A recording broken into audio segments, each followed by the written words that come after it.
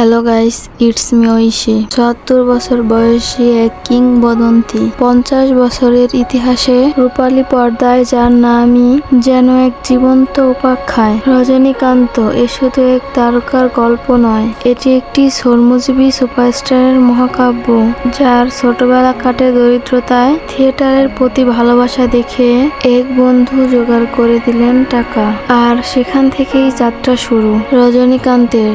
আর সে শুরুই ঘটে তার জীবনের কিংবদন্তি। ১৯৭৫ সালে অপূর্বা রাঙ্গাল ছবিতে প্রথম পা রাখেন রজনীকান্ত।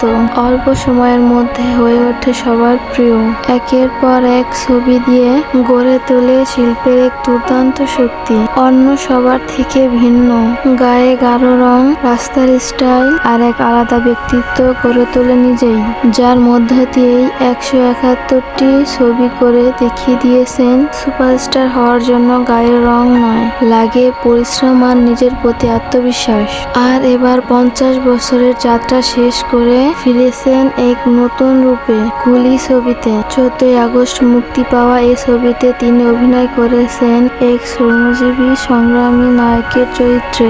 এই গল্প যেন তারই জীবনের প্রতিচ্ছবি। রজনীকান্ত আমাদেরকে দেখিয়েছেন শূন্য থেকে উপরে ওঠা মানে কেবল সাফল্যের গল্প নয়, এটি মানে মানুষের মনে স্থায়ীভাবে জায়গা করে নেওয়া।